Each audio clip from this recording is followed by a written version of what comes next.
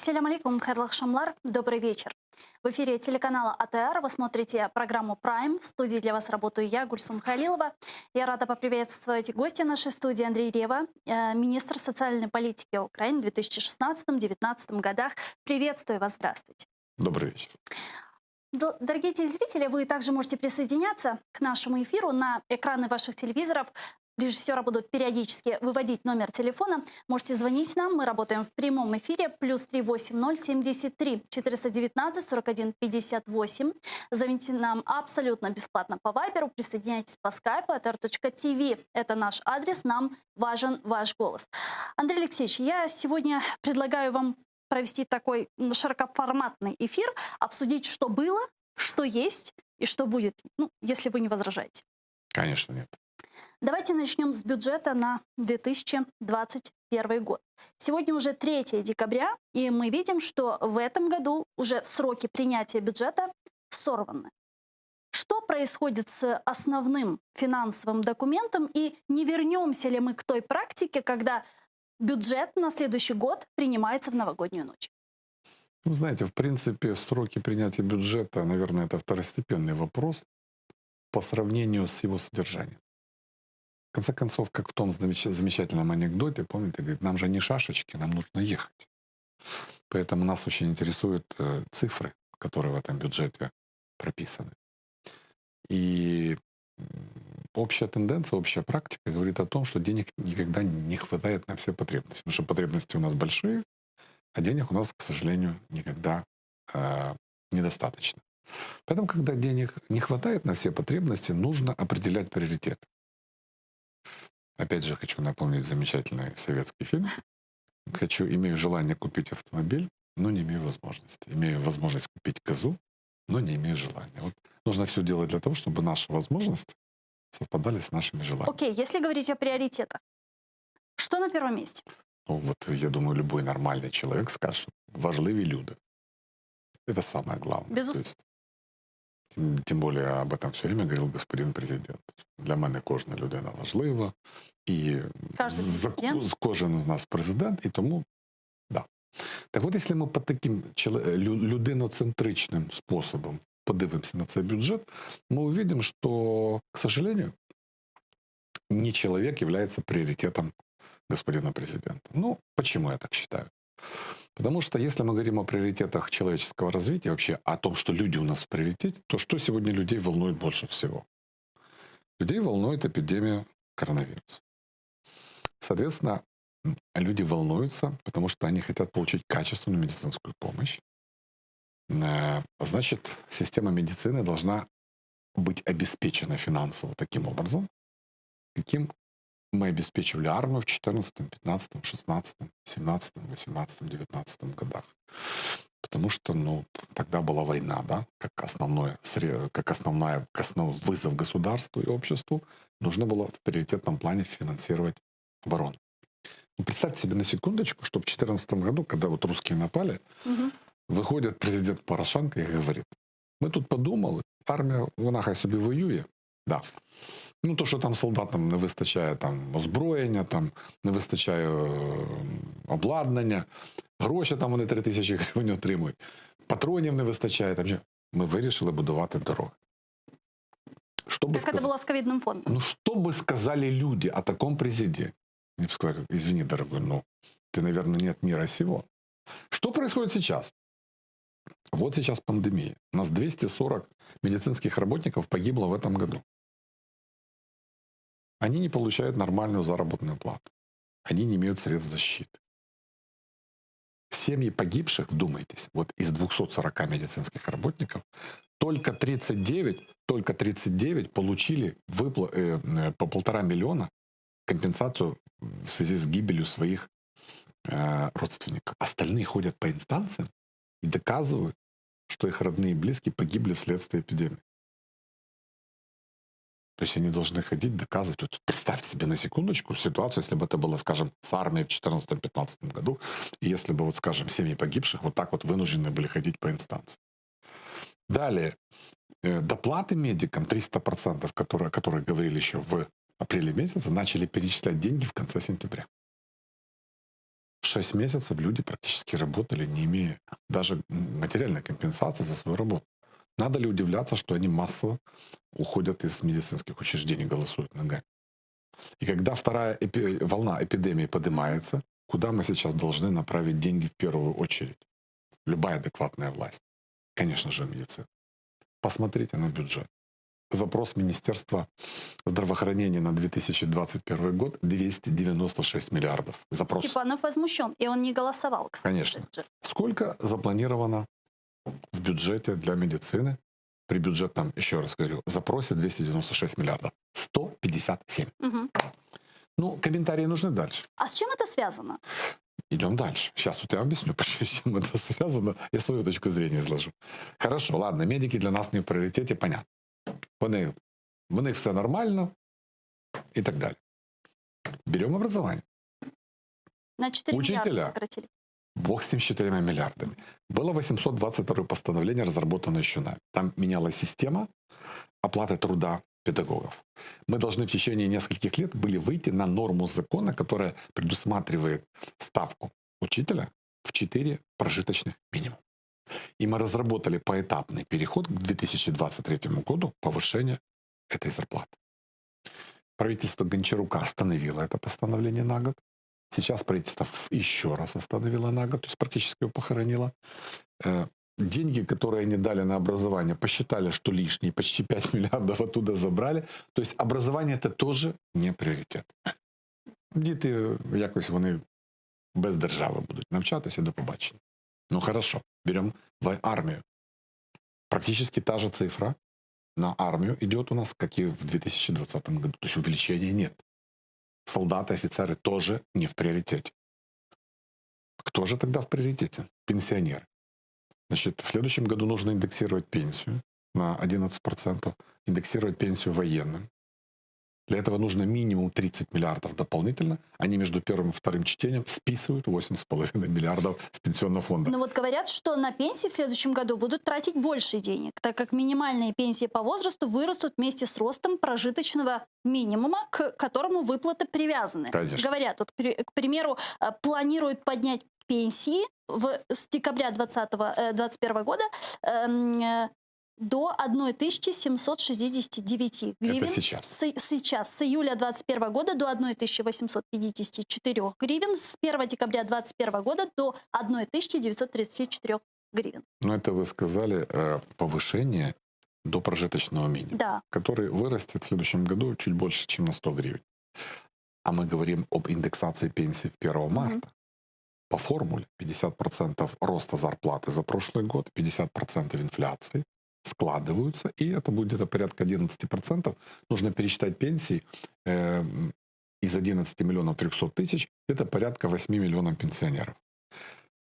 Это нужно 2,5 миллиарда в месяц дополнительных денег.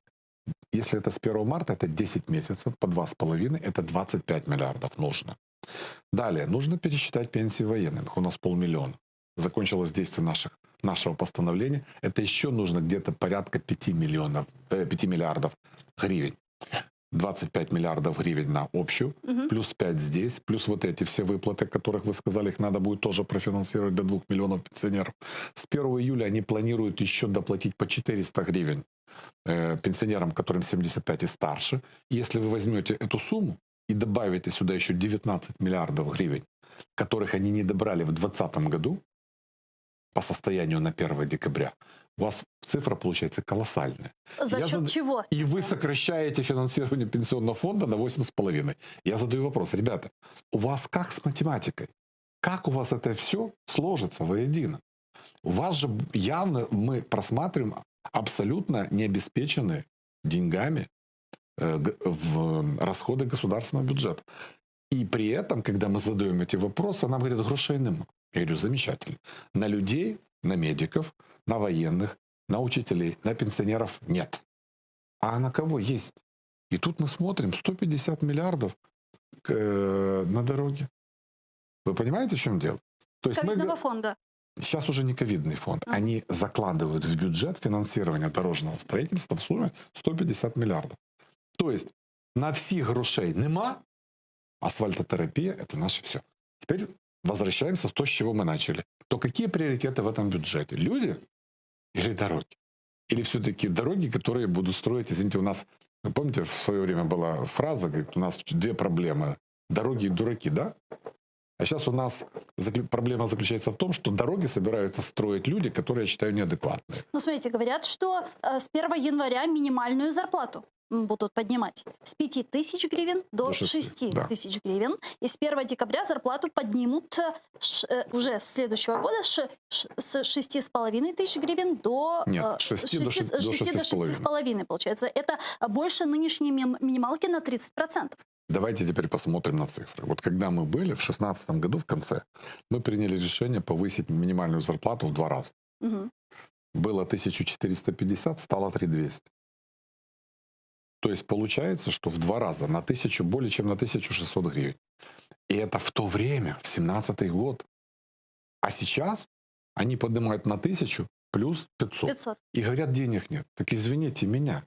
Объемы бюджета, объемы экономики были намного меньше тогда, чем сейчас. Но мы сделали этот шаг. Почему? Потому что это, во-первых, позволило увеличить фонд оплаты труда в Украине на 38%. Реальные доходы людей выросли тогда на 20%. Все заплатили. Почему? Потому что огромный пласт теневой экономики мы подняли и заставили их платить деньги в бюджет. Посмотрите, что сейчас происходит. Что такое регистратор розрахункових операций? Это, извините, кассовый аппарат. Угу. Скажите, пожалуйста, вот у вас оборот 5 миллионов гривен. Подняли вам, да? И вам говорят, вот, пожалуйста, теперь мы хотим посмотреть, проконтролировать ваш оборот. Потому что если у вас оборот больше, то вы не можете быть во второй группе предпринимателей. Вам тогда нужно переходить в третью группу. Что ми слышимо? Бізнес гине, як вам не соромно, треба це все згорнути, тому що це все неправильно. Когда мы в 2019 году ввели регистратор розрахункових операций по аптекам, кстати, физичная особа-предприниматель в аптеке, у него не было кассового аппарата. Если вы посмотрите сейчас, поступления только от НДС увеличились в 2,5 раза. Просто вот контроль установили, и вместо того, чтобы на карман работать некоторым нашим уважаемым людям, они начали платить в бюджет. Сейчас вы в любую страну приедете, посмотрите, где таксист ездит без кассового аппарата. Таких стран в природе нет, кроме Украины. И вот они сейчас у нас, понимаете, у нас же все замечательно, у нас денег немерено. Поэтому никаких мы не будем бороться с теневой экономикой, все будет отлично. Только вопрос в одном. На медицину нет, на образование нет, на пенсионеров нет, на армию нет. Но есть на дороге. И при этом у нас большая дыра в бюджете. Стоит ли рассчитывать на то, что мы получим очередной транш от МВФ, учитывая то, что ряд вопросов все еще не решены? Это кризис вокруг решения Конституционного суда Украины, который фактически хоронит ряд норм антикоррупционной реформы. Это сама антикоррупционная судебная реформа. Нам стоит ждать этот транш от МВФ, как нам заявляют в Министерстве финансов, что якобы там уже все решили, все в порядке, бюджет согласовали. То есть 5,5% дефицита – это допустимо для МВФ. Скажите, пожалуйста, вот вы живете в Украине. Представьте себе, что вы Кристалина Георгиева. Вы директор-распорядитель МВФ. Вот с вашей точки зрения, если вот представьте себе, что вы сейчас Кристалина Георгиева, вы бы дали Украине деньги? Но я должна быть уверена в том, что мне их вернут. Ну, это понятно. Но вот я же не говорю абстрактно. Вот вы, зная ситуацию изнутри, и вы сейчас директор-распорядитель МВФ, вы бы дали деньги? Ну, честно. Я бы сомневалась. Почему? Потому что вы бы сразу посмотрели, давайте, вот мы договаривались о чем-то с вами раньше, давайте мы посмотрим, как вы выполняли. Да, договоренность. И смотрим. Вот мы договорились, что у вас будет антикоррупционная инфраструктура. Будет НАБУ, будет НАЗК, да? Будет Высший антикоррупционный суд, будет ответственность уголовная за определенные действия. Мы договорились и дали вам под это деньги. И тут раз, вы это все отменяете. Говорите, мы все исправим. Все мы исправим, мы сейчас все сделаем. Что вы думаете об этом? Извините, у вас власть вообще там есть или нет? У вас есть какие-то, вот, скажем, единство и понимание того, куда вы должны двигаться? Вы сегодня опять нам, допустим, восстановите это законодательство. Но же не нам надо, оно вам нужно здесь, в Украине, чтобы бороться с коррупцией, правда? Чтобы деньги в бюджете были. А вы его потом опять отмените. Так что, нам в Министерстве финансов врут? Министерство финансов ведет переговоры, оно пытается как-то вот решить вопрос. Но не министр финансов принимает политические решения. Министр финансов подписывает меморандум с МВФ, но вместе с ним подписывает президент Украины, премьер-министр и глава Нацбанка. Ведь по большому счету президент сегодня принимает все политические решения. И если он, как глава государства, как гарант Конституции, не будет пользоваться доверием у наших международных финансовых организаций, конечно, они денег не дадут. Ну, представьте себе простую ситуацию. Вот мы с вами соседи. Мгм. Я пьяница и дебошир. А вы живете рядом. Ну, я там постоянно делаю волны, там, ругаюсь, там, в общем, хулиганю. И в один прекрасный день я, значит, прихожу к вам, весь такой, говорю, дайте мне, пожалуйста, 100 гривен. О чем вы думаете? Боже, сейчас я ему дам 100 гривен, он придет, бутылку возьмет, опять напьется и будет дебоширить. Я говорю, нет, я уже все. Я на работу устроюсь. Я, значит, вот в больницу пойду, зашьюсь там, я там еще что-нибудь. И 100 рублей мне нужно для того, чтобы доехать туда, значит, в центр занятости. Ну, на работу стану. И вы подумаете, боже, ну 100 гривен, это же не такие большие деньги, если человек за ум взялся, да? Ну как ему не помочь? Как-то неудобно. Дайте мне 100 гривен. Я тут же их беру, иду в ближайший магазин, покупаю водку и устраиваюсь в новый дебош. Проходит некоторое время, я опять к вам прихожу, говорю, вы знаете, это я вот сорвался, но теперь все. Вот я уже завязал, больше не повторится. Мне нужно 100 гривен, опять же, я вот пошел лечиться. Вам жалко становится. Ну, бог, возможно, человек там один раз сорвался. Вы опять мне даете 100 гривен. Ситуация повторяется. А представьте, что вот эта система на протяжении многих лет, как они к нам могут относиться? Это, знаете, на языке Конго есть такое слово «илунга», которое означает, что в первый раз прощается, второй раз прощается, третий раз уже нет. Мы все шансы исчерпали уже свои. Ну, это зависит уже от терплячести МВФ. Они добрые люди. Вот их все ругают, там они такие-сяки. Но не они же к нам приходят. Вот вы поймите, вот когда люди говорят, что МВФ такие-сяки, они вообще в Вашингтоне. Это мы к ним едем и говорим, ребята, дайте денег. Это я к вам пришел. Это не вы ко мне пришли, я там буду у тебя руководить. Нет. Это я пришел и вас прошу. А потом, когда вы мне даете, я начинаю кричать, вы знаете, какая она плохая? О, она сказала мне 100 гривен видать. А что це я маю віддавати? У мене їх нема. А что будет, если нам не дадут деньги от МВФ? Чего ждать? Вот просто некоторые народные депутаты, слуги народа, которые включаются к нам в эфир, они всерьез рассматривают вариант эмиссии денег. И ряд из них говорят о том, что если эмиссию делать грамотно, то она даже может оздоровить экономику. Насколько вот это утверждение, оно реально? За что я люблю зеленых? За то, что они знают все и все умеют. Вот вчера он там, помните, там был там у них народный депутат один, который требовал 200 тысяч долларов там за что-то там, вот как-то он там что-то решать должен был. Потом, когда его там выловили, оказалось, что он в бытность раньше украл там пиво по магазине. Несколько бутылок его там привезли в райотдел милиции, там составили протокол.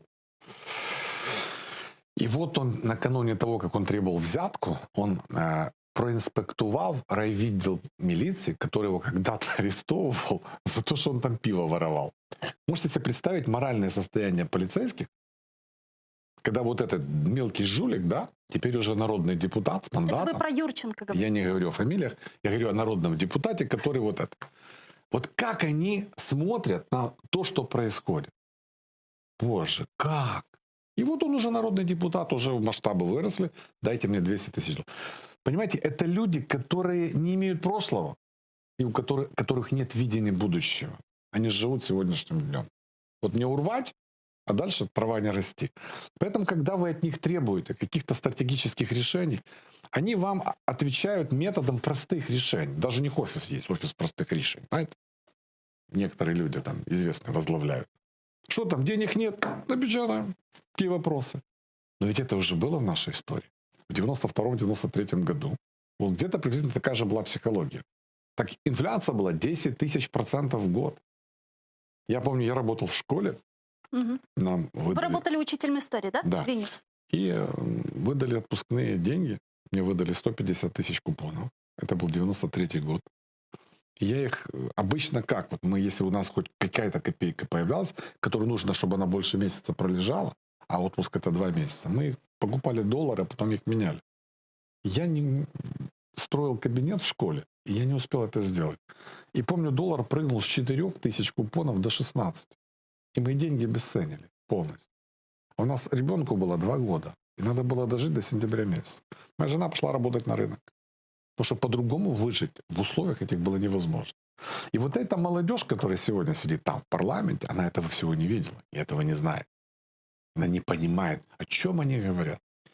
Они настолько оторваны от действительности, що вот эти рассуждения, да ми його там не сильно зарежем, так по чуть-чуть, і він зовсім не помре, ми йому там ще якусь там зробимо ампутацію. Все буде нормально, не хвилюйтеся, ми там надрукуємо рівно стільки, скільки потрібно. Это, знаете, как наркоман. Я могу, хочу курю марихуану, хочу брошу, хочу колюсь, хочу не колюсь. Все будет нормально. Ну вот вы вот один из тех людей, если можно так назвать, вот человек с гвардии красных директоров. Я же не директор. Вот это вот все-таки вот этот опыт, по-вашему, это больше плюс или минус в нынешних реалиях? Мое Вот мнение... и как такие люди, как вы, смотрят сейчас на то, что вот мы же видим такое неформальные назначения в нашей власти, когда к той или иной должности приходит человек, у которого нет опыта работы в государственных структурах и институциях? Вы можете пойти к доктору, у которого нет опыта работы в медицине? Вы будете уверены в том, что у вас все будет хорошо с вашим здоровьем? Ну, где-то же он должен набраться опыта. Когда вы, допустим, хотите поступить в высшее учебное заведение, сдать хорошо ЗНО по математике, вы, наверное, ищете хорошего репетитора, квалифицированного, который научит вас математике. Когда вы заказываете такси, вам тоже не безразлично, сидит там опытный водитель за рулем или начинающий. По-моему, это тоже от этого зависит ваша жизнь и здоровье. Как можно в государственном управлении подходить з принципом, що головне, щоб він ніколи не працював на державній службі? Ну, замечательно. Вот пришли вот эти вот голобородьки. Да? У них нет специальных знаний, у них нет специального опыта. Но самое страшное, что у них нет даже житейского опыта. Вот когда вот сейчас были местные выборы, вы помните этот опрос от Зеленского? Помню, конечно. Ми говоримо з вами про дуже важливі речі. Оці питання, які я вам поставив, ви про них весь час говорите на кухні. Представляете, мы вот, оказывается, я же не знал, с женой и мамой обсуждаем вопрос легализации конопли. Ну, или Будапештский меморандум. Ну ладно, но я вам честно скажу, за 54 года своей жизни мы ни разу с женой легализацию конопли на кухне точно не обсуждали. Ну, вы же понимаете, что это было ориентировано на разные контингенты Я людей. понимаю. Говорить о молодежи, говорить о более патриотичном Я населении. понимаю, но я не понимаю другого. Какое это отношение имеет к стратегии развития государства? Зачем ты навязываешь повестку дня, которая интересует какой-то узкий сегмент граждан? Ты хочешь решить проблему помощи больным людям? Так она решается очень просто, без референдума. Ты звонишь Шмыгалю, и каннабис медицинский вы легализируете путем внесения изменений в постановление Кабинета министров. Это делается в течение недели. Пока вот написали проект изменений в постановление, согласовали его, приняли и забыли. И люди будут иметь право лечиться препаратами, которые будут сделаны на основе медицинского каннабиса. Все. Этого не надо референдум проводить, не надо опитування, не треба робити хвилі, не надо писать законопроекты. Это делается очень просто. Но когда, извините меня, вы начинаете говорить о том, что 3 закони ми підготували, проведемо всенародний референдум, я начинаю понимать, что дело идет не о больных людях, совершенно о других вещах. И когда ты начинаешь разговаривать с вот этими молодыми зелеными людьми, и говорить, вы понимаете, что они хотят на самом деле сделать? Им нужна сырьевая база, Украина как сырьевая база, для того, чтобы мы выращивали коноплю. Но если мы начнем это делать, вы же понимаете, в условиях, когда мы не можем проконтролировать даже количество евроблях на наших улицах, как вы проконтролируете, что выращивается и в каких целях? И учитывая уровень коррумпированности наших чиновников, вы представляете, что такое деньги наркомафии? И как они будут влиять на будущее нашей страны? Вы хотите жить в Колумбии или в Афганистане? У вас же дети, говорю, здесь живут. Вам сегодня рассказывают о больных несчастных людях, о том, что каннабис треба легализовать. И не говорят о том, что на самом деле речь идет о совершенно других вещах. Но люди с жизненным опытом это понимают сразу. Им не надо объяснять. А вот этих у них глаза горят. Вы проти людей, вы проти хворых. Мы за хворых и за людей. Мы вам рассказываем, как можно сделать это просто, чтобы помочь больным людям. Но когда вы протаскиваете законы, тогда говорите честно, что вы хотите сделать. А вы хотите совершенно другие вещи, нежели то, что вы объявляете всему обществу. Поэтому как должно жизненный быть? опыт, ну как вам сказать, Вот как правильно, скажите, вот должна ли быть какая-то преемственность власти? обязательно. Как это должно выглядеть? Вот давайте на простом примере, да, чтобы для людей было понятно. Я вот начинала свою карьеру, да, журналистику. Я работала просто там стажером, работала потом в утренних развлекательных программах, долгое время работала полевым журналистом, а потом работала журналистом в студии, сейчас я ведущая, да, есть какой-то рост. Вот в государственных институциях то же самое должно быть? Да. Или как это выглядит? Это очень просто выглядит, и если бы соблюдался закон, проблемы бы не было. Во всем мире существует разделение на госслужащих и политических деятелей.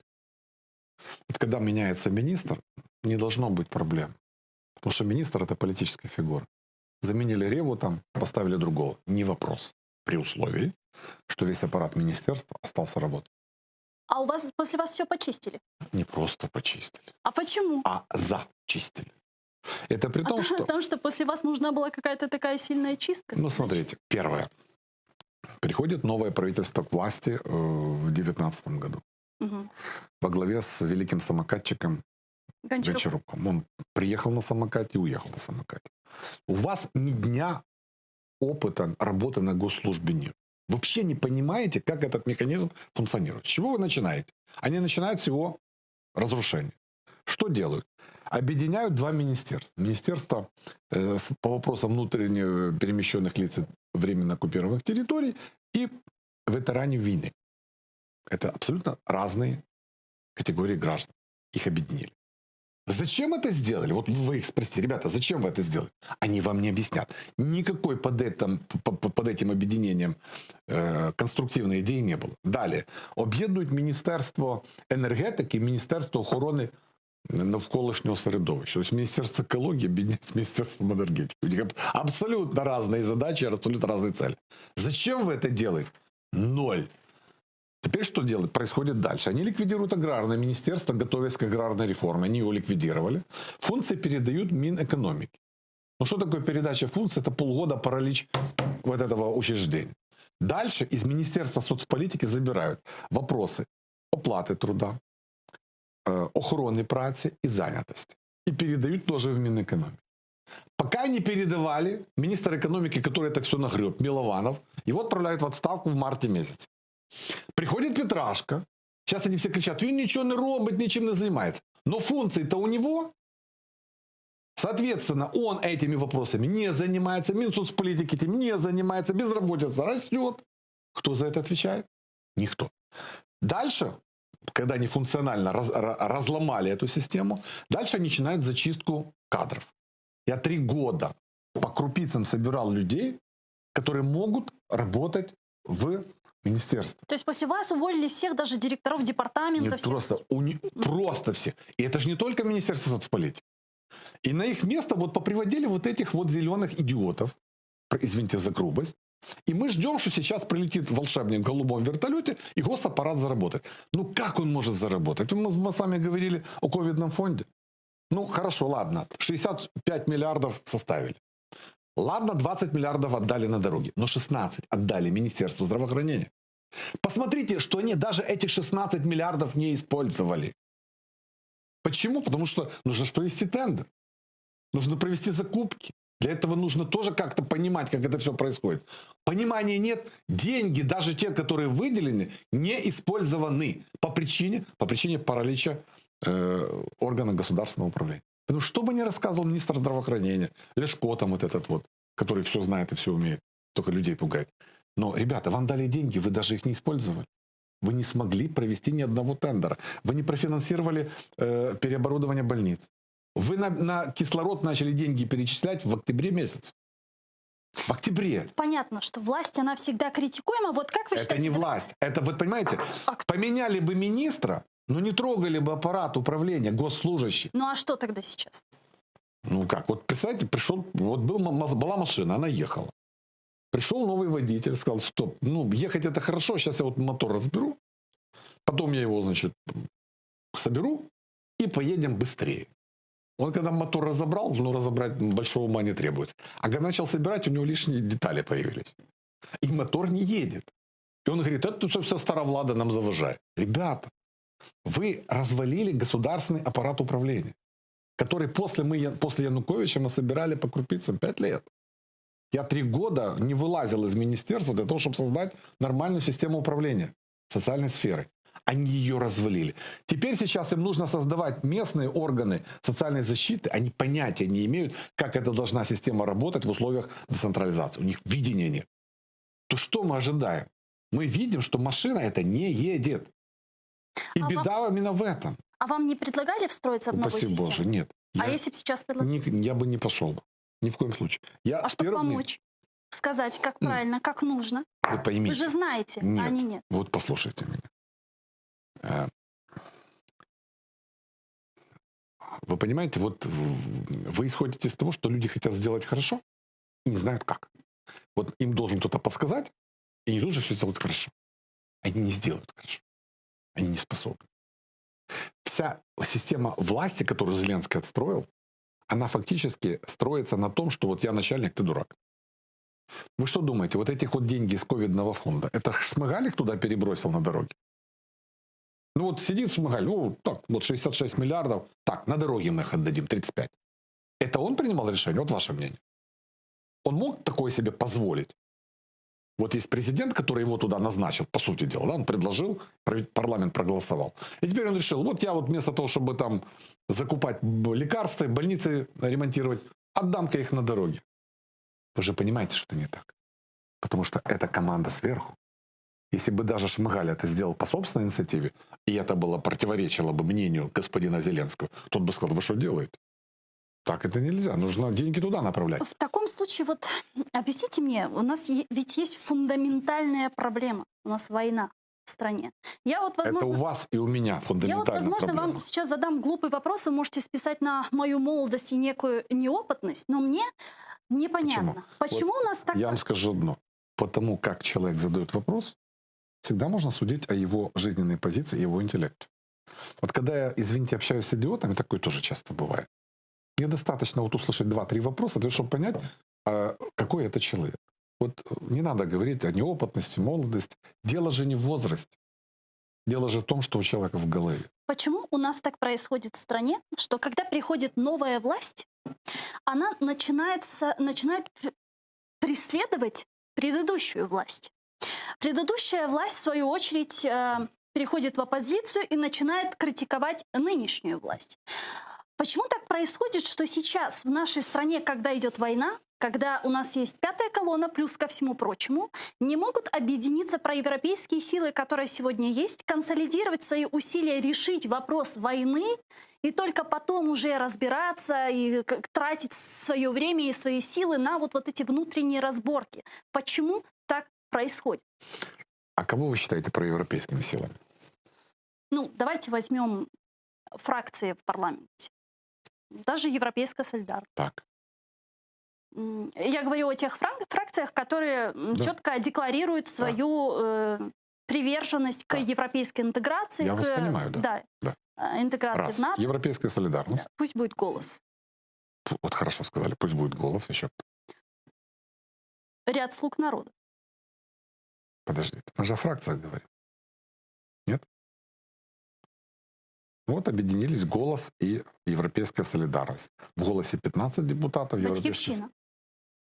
Хорошо, записываем «Батькивщину». Ну, если говорить о фракции, о монобольшинстве, как о слуге народа, то эта фракция тоже говорит о приверженности в Европейский Союз и в НАТО. Где вы так решили? Почему вы так решили? А почему нет? Ну, а где вы видели, чтобы они по крайней заявляли? мере, те народные депутаты Украины и слуги народа, которые подключаются ко мне в эфир. Это вам. А Евгений Шевченко подключается, например, к Ньюзван. И он говорит о том, что это все безобразие, мы это так не оставим. Понимаете, в чем дело? Вот когда вы говорите фракции «Слуга народа», я не могу объяснить, я не знаю, они проевропейские или не проевропейские. Там такое ощущение, что, знаете, как вот в Ноев ковчег, собрали каждой твари по паре, да? И когда вы с ними начинаете о чем-то говорить, там абсолютно разные люди. И почему они разные? Потому что, по-моему, ясного понимания нет у их лидера, куда он хочет и что он хочет.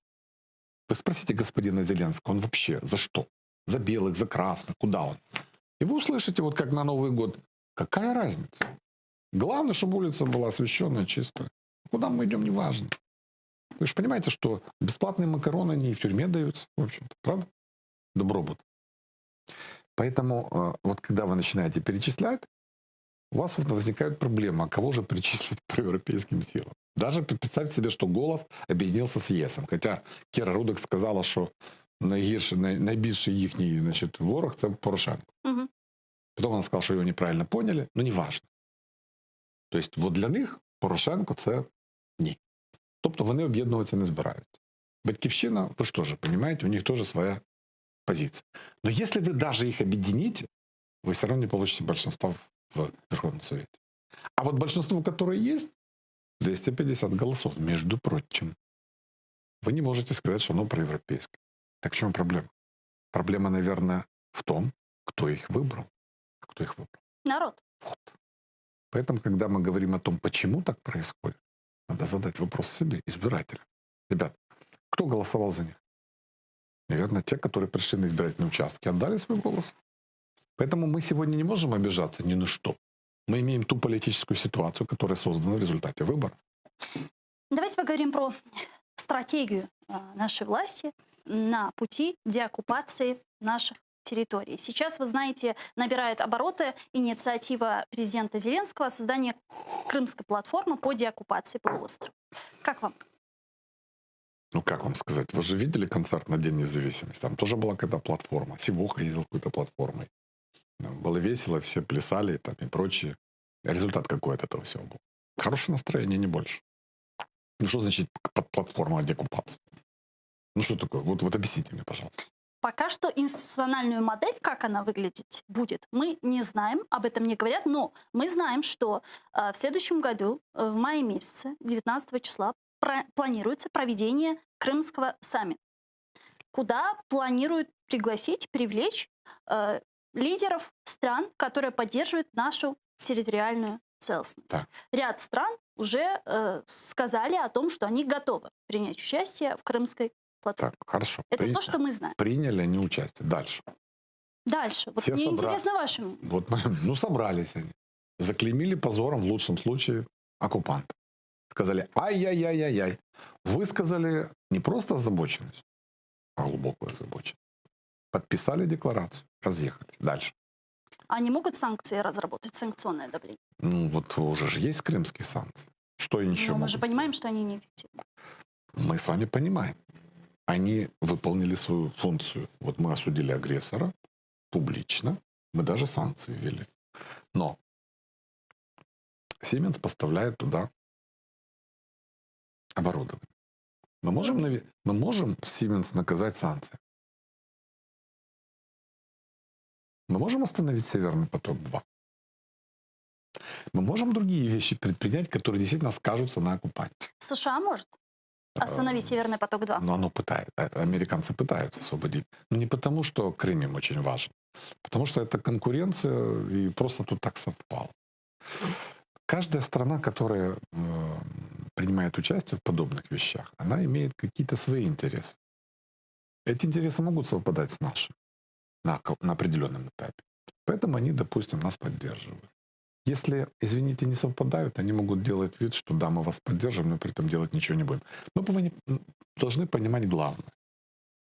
Деоккупация Крыма – это наша проблема внутренняя. И для того, чтобы это сделать, мы должны в первую очередь, при всем важности любой платформы, там, международных обсуждений, это очень важно, чтобы они не забыли об этой проблеме. Это да. Но к деоккупации конкретной, это, к сожалению, имеет очень опосредованное отношение. Поэтому нужно строить Украину. Мы понимаем, что за нас из огня каштаны Никто не будет. не будет носить. Конечно. Что мы должны сделать? Давайте вот 3 Мы должны быть практических сильными. шага сегодня в направлении деоккупации полуострова. Первое. Укрепление армии, прежде всего. Надо понимать одну простую вещь. Деоккупация, как его вообще забрали? Военным путем. Чем они там легитимизировали военную агрессию, это другой вопрос. Но они забрали его военным путем. Если они его забрали военным путем, как его можно деоккупировать? Только военным путем, правда? Для этого Украина должна быть сильной. То есть вы не видите политико-дипломатический путь возвращения? Ну, может быть, я не берусь говорить о таких высоких материях, но как человек практически, я понимаю, что любой президент в России, который скажет, что мы Кемскую волость отдадим, он столкнется с тем, с чем столкнулся Иван Васильевич Бунша, когда он даже некоторое время был царем Иваном Грозным. Понимаете? Ему даже последний жулик, Жорж Милославский, скажет: ты что, казенными властями разбрасываешься? Практика показывает, что общественное мнение в самой Российской Федерации, при том, что есть люди, которые хорошо относятся к Украине, они не настроены к тому, чтобы возвращать Крымский полуостров Украине. Они активно сейчас проводят линию по переселению граждан из Российской Федерации в Крым, Крым. для того, чтобы изменить структуру населения. То есть, чтобы те люди, которые там живут, они себя ощущали как пришлое население, да? Которые живут только лишь потому, что военные их защищают. То есть для них очень важно создать вот это вот ощущение. Поэтому, когда нам говорят, вот мы повинні повернути людей, то я задаю вопрос, каких людей? Вот есть люди, крымские татары, я понимаю. Вот они хотят возвращения полуострова в Украину. Они активно борются. По крайней мере, те, которых мы знаем. Кто молчит, я же понимаю, что такое оккупационный режим. Есть Володя Балух, да, который там вывешивал украинский флаг, пока его не посадили негодяи в Крыму, да? Где остальные? Они сидят, молчат, да? Они себя ведут, как обычное население на оккупированной территории. Есть оккупант, и все прекрасно понимают, чем это может закончиться. Поэтому рассчитывать на то, что люди вот сейчас вот сами произведут деоккупацию, ну, по-моему, это все понимать невозможно. Поэтому Крым может быть возвращен только тем способом, которым он был отобран. Другого я лично себе слабо представляю. Первое, вы сказали, укрепление армии. Второе. Второе, это, конечно же, для того, чтобы армия укрепилась, должно быть укрепление экономики. Украина должна быть успешной страной. Мы должны построить успешную Украину, сильную экономически. Украина должна быть сильная экономически. Украина должна построить все государственные институты сильные, в первую очередь армию и флот. Это раз. Кроме того, Украина должна иметь союзников. Серьезных военных союзников. Не обязательно в НАТО. Хотя это очень важно. Это был бы лучший вариант. Но если мы видим, что происходит с Венгрией, которая блокирует любые наши попытки интеграции, да, я не удивлюсь, если окажется, что за Венгрией и за другими подобными вещами стоит известный нам персонаж в Кремле. Понимаете? И они имеют чисто юридические возможности нам блокировать продвижение. Но статус привилегированного союзника США нам очень не помешает. США может стать нашей Турцией, как при Азербайджане, Турецкая республика? Думаю, да. Почему нет? Ведь по большому счету сейчас, если вы видите, американцы рассматривают больше Китай как своего основного соперника. И по большому счету, если сравнить возможности, Китай и Соединенные Штаты Америки, это, в общем-то, два таких глобальных игрока, которые будут между собой решать вопросы очень многие. Экономические, политические, возможно, даже военные. Вы же видите, как американцы противостоят экспансии, скажем, Xiaomi, да, в Европу. Не пускают их и блокируют как только могут. В этом отношении вот есть Россия, которая когда-то была великой страной. По большому счету, ее интересы, конечно, с Западом. Учитывая то, что Китай рядом, и, в общем-то, что творится на Дальнем Востоке, это ж понятно. Но сама политика кремлевского руководства, она игнорирует эту опасность, и она тянется к Китаю. И если случится союз Москвы и Пекина, то, естественно, американцы будут противостоять и тем, и другим. И здесь, мне кажется, у Украины есть шанс. Мы понимаем, вот мы с вами говорили про те санкции, которые сегодня есть, и которые, к сожалению, неэффективны. Возможно, эффективны в долгосрочной перспективе, но мы понимаем, что есть две основные санкции, которые бы мощнейшим образом ударили по экономике России. Это был бы ударом таким ниже пояса. Это отключение России от международной финансовой системы SWIFT и введение полного эмбарго на нефть. При Джозефе Байдене более жесткая позиция и политика США в отношении России в данном проявлении, она реальна? Ну, видите ли, Байден это президент, это очень влиятельный человек и глава государства. Но по большому счету, даже при лояльно настроенном Трампе в отношении кремлевского руководства, ему приходилось подписывать многие неприятные для России вещи, которые принимал американский Конгресс, Палата представителей и Сенат. Двухпартийная поддержка Украины там есть, это факт. И независимо от того, кто будет президентом Соединенных Штатов Америки, эта поддержка никуда не денется. Вот надо отдать должное американскому истеблишменту. Они четко понимают, кто друг, а кто враг. Кого надо поддерживать, а с кем, кому нужно противостоять. Американцы это четко понимают. И это, я так вижу, что это у них вот это понимание есть. Трамп мог какие-то вещи тормозить и помогать в чем-то, по мелочи. Но по-крупному он не мог остановить санкции, которые Конгресс принимал. Он не мог заблокировать передачу джавелинов. Кстати, в отличие от администрации Он же Обамы. заблокировал вот эти санкции от 2017 года, которые приняли в Конгрессе. Это потом, мощные санкции. Потом их все-таки запустили в несколько более смягченном варианте. Ну, да. Дело не в этом. Ведь Байден — это человек, это классический представитель американского истеблишмента. Угу. Мне почему-то показалось, ну, мы, конечно, в Украине, вот, знаете, мы же не можем повлиять на ситуацию с выборами в США. Это их выборы влияют на нас, а мы на них не влияем. Хотя некоторые пытались это сделать. Вот то, что происходило при Трампе, вот сейчас, вот то, что я увидел, это фактически бунт американского истеблишмента против несистемного игрока. То есть ясно, что демократы Трампа ненавидели. Они все объединились, если вы обратили внимание, когда первые праймерис Байден проиграл, потом вдруг резко, через буквально некоторый промежуток времени, он начал все выигрывать. Угу. А потом Берни Сандерс, самый левый среди демократов, который в свое время, в 2016 году, когда шли выборы, не поддержал Клинтон так, как он сейчас поддержал Байдена, потому что он сказал, ну, типа, я ухожу. А сейчас он не просто вышел из гонки, он сказал, надо всем поддержать Байдена. То есть демократы сумели объединить свои партийные силы полностью. А что произошло у республиканцев? Они отошли от Трампа. Посмотрите, они его никак не поддержали. Почему? Потому что Трамп разругался с Пентагоном, да, и с военной верхушкой. Увольнение Мэттиса — это было очень серьезным ударом по военным. Дальше он публично заявлял о том, что американская разведка для него данные, он им не верит. Вот Путин, он верит, а военной разведке он не верит. То есть он атаковал те традиционные институты, на которых опиралась республиканская партия, и чьей симпатией она пользовалась. И случайно даже в штате Джорджия он проиграл. Он проиграл штат, в котором 70 лет побеждали республиканцы. То есть все отошли, и все понимают, что вот надо прекратить вот это вот эксперимент, да? Пускай будет Байден, мы его понимаем. То есть он должен восстановить политические институты, государственные институты, которые подверглись вот этой атаке вируса вот этого под названием Трамп. Поэтому сейчас просто вот эта политика, которую Конгресс формирует, она будет меньше встречать сопротивление со стороны Белого дома, чем это было при Трампе.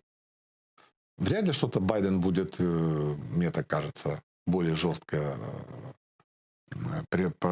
предлагать. Более того, мне кажется, что в вопросе Северного потока-2 он не будет занимать такую жесткую позицию, как Трамп. Почему? Потому что ему надо восстанавливать отношения с союзниками.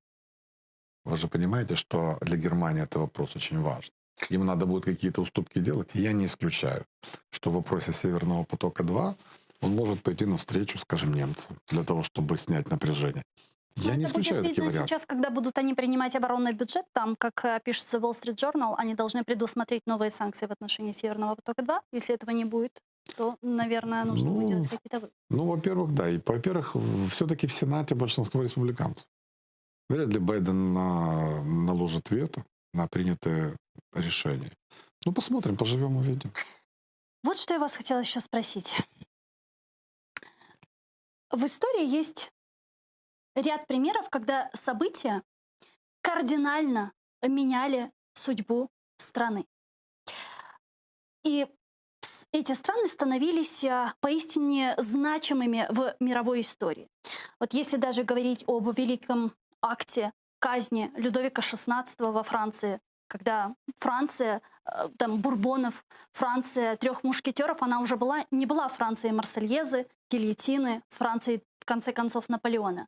То же самое было в Англии, когда Англия стала Англией, когда в 1949 году казнили Карла I. И революция, когда управлял Оливер Кромвель. Вот скажите, Майдан 2013 и 2014 года стал тем окончательным переломным моментом в нашей стране? Этот процесс уже необратим? Ну, если мы вернемся к историческим примерам, которые вы привели, интересно написал Джон Лок о казни Карла Стюарта I. Он сказал, что столкнулись две конституционные доктрины. Мгм. Карл I считал, что источником власти является Господь Бог, и он, как помазанник Божий, принимает власть непосредственно от Господа, и поэтому все должны ему подчиняться. Парламент был уверен, что источником власти является народ, и, соответственно, его представители, избранные народом, получают власть непосредственно от народа, и поэтому имеют право управлять. И на полях гражданской войны, пишет Лок, истина была установлена. Карл I ошибался, ему за это отрубили голову. Но на самом деле поворотным моментом от английской истории стала не казнь короля Карла I Стюарта, а все-таки великий английский компромисс 1688 года. Ведь после революции вернули Стюарт, труп Кромвеля выкопали, Да, вообще их повесили. эксгумировали. Мгм. И они, в Как общем-то, посмертная казнь. они чудили почти 30 лет, пока английские элиты не объединились и не призвали Вильгельма Ранского. Да? И, собственно говоря, вот когда он пришел, с этого момента начинается конституционная монархия в Англии. То есть они уже пережили свой период революции, реставрации, возвращения к нормальной жизни. И вот они дали образец вот именно конституционного развития. Я думаю, что именно это и потом подтолкнуло уже к дальнейшему развитию уже североамериканские колонии, да, Декларация независимости и развитие этих принципов народовластия, управления. 3 минутки. Да, вот. То же самое во Франции. Казнь короля была эпизодом революции. Потом была мадам Гильотина, потом казнили тех, кто установил мадам Гильотину. Потом был Наполеон, потом была опять реставрация. Очень длинно. Во Франции этот маятник долго колебался. И вот мы сейчас вот такой период турбулентности переживаем. Мы тоже еще пока не вышли из периода вот таких потрясений. То есть что-то еще должно произойти? Естественно. То есть мы пока вот не достигли ситуации, при которой уже все успокоились. Вот Франция 20 лет воевала при Наполеоне, да, и до того. И когда уже все пассионарии были уничтожены, несмотря на это, потом уже в течение 19 века она пережила еще целый ряд революций. Постоянно вот эти всплески. И окончательно вот это была Первая мировая война, когда они воевали за Эльзас-Лотарингию. И вот когда вот это страшное кровопускание во Франции произошло, Франция уже даже не смогла сопротивляться во Второй мировой войне. Они просто за 40 дней были разбиты Германией. Немцы дважды чудили, да, в истории. И вот уже после второй попытки им, по-моему, уже все объяснили. И уже больше желающих повторить вот это все у них просто не было. Поэтому мы еще, наверное, не дошли до этой точки. И по большому счету Российская империя до конца еще не распалась. И вот мы переживаем вот этот период болезненного распада, когда Советский Союз распался, но осталась Российская Федерация, которая сегодня идет именно по пути попытки восстановить вот то, что было. Это как император Юстиниан, да, попытался восстановить Римскую империю. В результате он потратил силы 20 лет, вот все ресурсы государства, потом чума, потом пришли арабы. То есть попытка встать с колен приводит к колоссальным потерям. К страшным потерям. И самое страшное, растрачиваются ресурсы, которые можно было бы направить на мирное развитие. Спасибо большое. Дуже дякую. Чоксал у нас Андрей Рева, министр социальной политики в 2016-2019 годах был гостем нашей студии. Ну а я вынуждена с вами попрощаться. Эфир телеканала АТР продолжает программа «Заман» с Шевкетом Наматулаевым. Не пропустите. Куршкень.